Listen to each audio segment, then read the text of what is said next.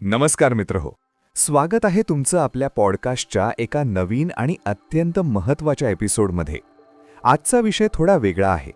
आज आपण ज्या पुस्तकाचं सारांश पाहणार आहोत ते पुस्तक वरवर पाहता स्त्रियांसाठी लिहिलं गेलं आहे असं वाटतं. त्याचं नाव आहे lean in, women, work and the will to lead. लेखिका आहेत फेसबुक म्हणजेच आताची मेटा कंपनीच्या माजी COO शेरिल सँडबर्ग. आता तुम्ही म्हणाल, अरे हे तर विमेन्स एम्पॉवरमेंटचं पुस्तक आहे, आपण पुरुषांनी हे काय ऐकायचं? मित्रहो, इथेच आपण चूक करतो. जर तुम्ही कॉर्पोरेट जगात काम करत असाल तर तुमच्या टीममध्ये स्त्रिया आहेत. जर तुम्ही घरात डोकावून पाहिलत तर तुमची पत्नी, बहीण किंवा मुलगी करिअर करू इच्छित आहे. जर आपल्याला हे जग, हे ऑफिस आणि हे घर अधिक चांगलं बनवायचं असेल तर स्त्रियांच्या मनात नक्की काय चाललंय, त्यांना कोणत्या आव्हानांना किंवा चॅलेंजेसना सामोरं जावं लागतंय हे समजून घेणं प्रत्येक पुरुषाचं कर्तव्य आहे. लीन इन म्हणजे काय? याचा शब्दशः अर्थ होतो पुढे झुकणे किंवा सहभागी होणे. शेरिल सँडबर्ग म्हणतात की स्त्रिया अनेकदा स्वतःला मागे खेचतात, भीतीपोटी, संकोचापोटी किंवा कौटुंबिक जबाबदारीमुळे. त्या टेबलजवळ पुढे बसण्याऐवजी शेवटी कोपऱ्यात बसतात. त्यांना पुढे येऊन म्हणजेच लीन इन करून संधीचं सोनं करण्यासाठी हे पुस्तक प्रोत्साहन देतं. पण हे पुस्तक फक्त स्त्रियांना तुम्ही असं करा सांगणारं नाहीये. हे पुस्तक समाजाला आणि सिस्टीमला आरसा दाखवणारं आहे. आजच्या काही मिनिटात आपण या पुस्तकातील 4-5 मुख्य मुद्द्यांचा सखोल अभ्यास करणार आहोत. 1. Impostor syndrome. 2. लायकेबिलिटी बायस, यश आणि आवड. 3. जोडीदाराची भूमिका. 4. करिअरचा जंगल जिम. चला तर मग समजून घेऊया अर्ध्या आकाशाला. शेरिल सँडबर्ग पुस्तकाच्या सुरुवातीलाच एक कडू सत्य मान्य करतात. त्या म्हणतात, आजही जगात पुरुषांचं राज्य आहे. It is still a man's world.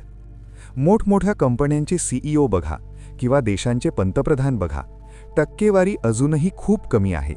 याला 2 प्रकारची कारणं आहेत. 1. बाह्य अडथळे किंवा एक्सटर्नल बॅरियर्स, जसे की भेदभाव, समान वेतनाचा अभाव आणि कामाच्या ठिकाणी होणारा त्रास. 2. अंतर्गत अडथळे, जे स्त्रियांच्या स्वतःच्या मनात असतात.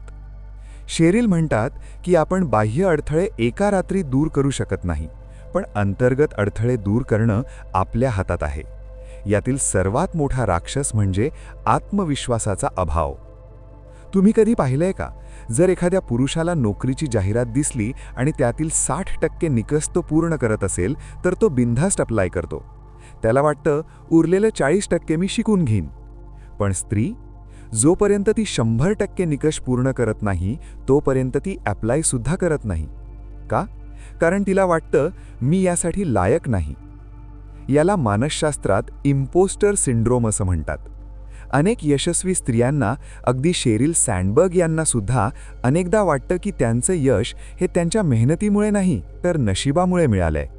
त्यांना सतत भीती वाटते की कधीतरी लोकांना कळेल की मला काहीच येत नाही आणि माझा मुखवटा गळून पडेल. पुरुष मित्र हो, विचार करा.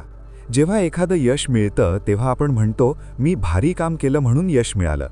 पण जेव्हा आपल्या महिला सहकार्याला यश मिळतं तेव्हा ती म्हणते टीमने मदत केली किंवा मी लकी होते. शेरिल सांगतात की स्त्रियांनी स्वतःचं क्रेडिट घ्यायला शिकलं पाहिजे. On your success.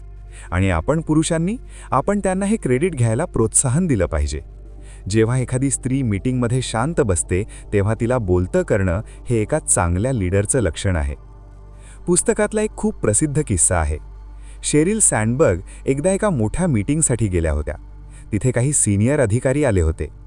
जेव्हा मीटिंग सुरू झाली तेव्हा पुरुष अधिकारी मोठ्या टेबलाभोवती बसले, पण त्यांच्यासोबत आलेल्या महिला सहकारी मात्र त्या कोपऱ्यातल्या खुर्च्यांवर जाऊन बसल्या. शेरिल यांनी त्यांना खुणावलं की टेबलवर येऊन बसा, पण त्यांनी नकार दिला. हाच पुस्तकाचा गाभा आहे. Sit at the table. स्त्रिया अनेकदा स्वतःला मी फक्त बघायला आलीये म्हणजेच स्पेक्टेटर या भूमिकेत ठेवतात. त्यांना वाटतं की जर आपण जास्त आक्रमक झालो तर लोकांना ते आवडणार नाही. आणि दुर्दैवानं हे खरं आहे. याथे शेरिल एका महत्त्वाच्या प्रयोगाचा उल्लेख करतात. हायडी आणि हॉवर्ड स्पेडी. एका बिझनेस स्कूलमध्ये 2 ग्रुप्सना एक केस स्टडी दिली. दोन्ही केस स्टडीजमध्ये माहिती तीच होती, एक अतिशय यशस्वी, महत्वाकांक्षी आणि आक्रमक लीडर. फक्त फरक एवढा होता की एका ग्रुपला सांगितलं या लीडरचं नाव हायडी आहे, स्त्री, आणि दुसऱ्या ग्रुपला सांगितलं या लीडरचं नाव हॉवर्ड आहे, पुरुष. रिझल्ट काय आला? दोन्ही ग्रुप्सनी मान्य केलं की दोघेही सक्षम आहेत. पण हॉवर्ड सगळ्यांना आवडला. लोकांना वाटले की त्याच्यासोबत काम करायला मजा येईल. पण हायडी, लोकांना ती स्वार्थी वाटली. ती खूपच पॉलिटिक्स करते असं मत लोकांनी बनवलं. का? काम तर दोघांचंही सारखं होतं. कारण आपला समाज पुरुषांकडून महत्वाकांक्षेची अपेक्षा करतो, पण स्त्रियांकडून काळजीवाहू म्हणजे नर्चरिंग असण्याची अपेक्षा करतो. जेव्हा एखादी स्त्री बॉस कडक वागते तेव्हा आपण तिला बॉसी म्हणतो, पण पुरुष तसा वागला तर आपण त्याला स्ट्रॉंग लीडर म्हणतो. हा लायकॅबिलिटी बायस आहे.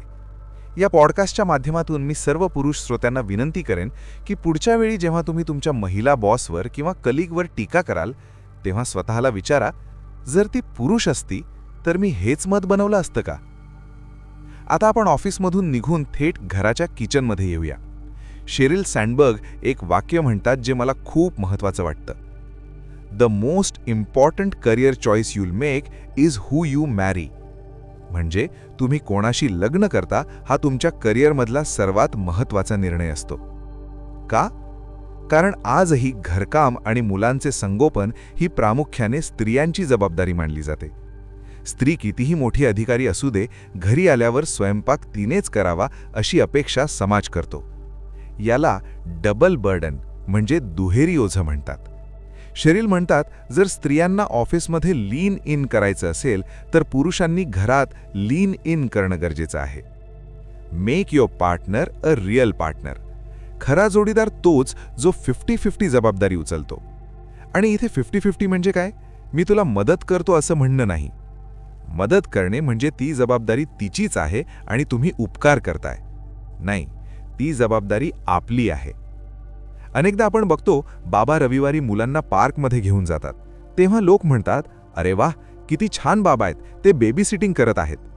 शेरिल विचारतात, स्वतःच्या मुलांना सांभाळणे म्हणजे बेबी सिटिंग का? ते पेरेंटिंग आहे. जेव्हा पती घरातील कामात समान वाटा उचलतो तेव्हा पत्नीला करिअरमध्ये रिस्क घेण्याचं बळ मिळतं. तिला गिल्ट वाटत नाही. आणि संशोधनानुसार ज्या घरात बाबा कामात मदत करतात त्या घरातली मुलं जास्त समजूतदार आणि यशस्वी होतात आणि त्या पती-पत्नीचं नातंही जास्त आनंदी राहतं. त्यामुळे एक चांगला पती होणं म्हणजे केवळ पैसे कमावणं नाही, तर पत्नीच्या स्वप्नांना पंख देणं सुद्धा आहे. आपण नेहमी करिअरकडे शिडी म्हणून बघतो, एका पायरीवरून दुसऱ्या पायरीवर वर जाणे. पण शेरिल म्हणतात, आजच्या काळात शिडी ही कन्सेप्ट जुनी झालीये. आता करिअर हे एका जंगल जिमसारखं आहे. लहान मुलांच्या पार्कमध्ये असताना ते लोखंडी जाळं, ज्यावर आपण कुठूनही चढू शकतो, आडवे जाऊ शकतो, खाली येऊ शकतो. स्त्रियांसाठी हे समजणं खूप महत्त्वाचं आहे. कधीकधी कौटुंबिक कारणामुळे करिअरमध्ये गॅप पडतो किंवा वेग कमी करावा लागतो. शिडीवर असाल तर खाली पडलात की संपलं. पण जंगल जिमवर असाल तर तुम्ही बाजूला सरकू शकता, थोडा वेळ तिथेच थांबू शकता आणि पुन्हा वर चढू शकता. करिअरचा रस्ता सरळ रेषेत नसतो, तो नागमोडी असतो. आणि यात मदत कोणाची लागते? मेंटरची. पण इथे एक टीप आहे, will you be my mentor असं थेट जाऊन विचारू नका. हे कोणाला तरी तू माझ्याशी लग्न करशील का असं पहिल्या भेटीत विचारण्यासारखं आहे. मेंटरशिप ही नैसर्गिकरित्या तयार होते. चांगलं काम करा, प्रश्न विचारा, संबंध जोडा, मेंटरशिप आपोआप घडेल. आणखी एक महत्त्वाचा मुद्दा, don't leave before you leave, म्हणजे जाण्याआधीच निघून जाऊ नका. अनेक मुली लग्नाच्या किंवा मुलांच्या विचारांमुळे त्या घटना घडण्याच्या 2-3 वर्षांआधीपासूनच चॅलेंजिंग प्रोजेक्ट्स घेणं थांबवतात. पुढे जाऊन मला वेळ मिळणार नाही तर आत्ता कशाला प्रमोशन घेऊ. शेरिल म्हणतात, जोपर्यंत ती वेळ येत नाही तोपर्यंत फुल ॲक्सिलरेटरवर पाय ठेवा. जेव्हा वेळ येईल तेव्हा निर्णय घ्या. आधीच स्वतःचे दरवाजे बंद करू नका. मित्रहो, काही मिनिटांचा हा प्रवास इथेच संपत नाहीये, तर इथून सुरू होतोय. लीन इन हे पुस्तक वाचताना मला एक पुरुष म्हणून अनेक ठिकाणी अपराधी वाटलं, तर अनेक ठिकाणी नवीन दृष्टी मिळाली. शेरिल सँडबर्ग यांचं स्वप्न आहे असं जग जिथे अर्धे देश आणि अर्धे कंपन्या स्त्रिया चालवतील आणि अर्धी घरं पुरुष सांभाळतील. हे जग नक्कीच जास्त सुरक्षित, समृद्ध आणि आनंदी असेल. हे पुस्तक फक्त स्त्रियांनी वाचून क्रांती होणार नाही. क्रांती तेव्हा होईल जेव्हा आपण पुरुष आपल्या घरातल्या स्त्रियांना सांगू की तू पुढे हो, म्हणजे लीन इन, मी मागे खंबीर उभा आहे. जेव्हा आपण त्यांना त्यांच्या स्वप्नांसाठी जागा देऊ. तुम्ही हे पुस्तक नक्की वाचा. याची लिंक मी खाली डिस्क्रिप्शनमध्ये दिली आहे आणि कॉमेंट सेक्शनमध्येही पिन केली आहे. त्यावर क्लिक करून तुम्ही हे पुस्तक घरपोच मागवू शकता. तुमच्या पत्नीला, बहिणीला किंवा मुलीला भेट द्या. आणि सर्वात महत्त्वाचं, आज ऑफिसमध्ये किंवा घरी त्यांना मनापासून सांगा की त्यांचं मत महत्त्वाचं आहे. तुम्ही तुमचा अमूल्य वेळ दिलात त्याबद्दल धन्यवाद. हा एपिसोड तुम्हाला कसा वाटला? तुमच्या घरात किंवा ऑफिसमध्ये तुम्ही हे बदल घडवून आणाल का? मला नक्की कळवा. पुन्हा भेटूया एका नवीन विषयासोबत. तोपर्यंत समानतेचा विचार करत रहा, काळजी घ्या आणि नेहमी आनंदी रहा. धन्यवाद.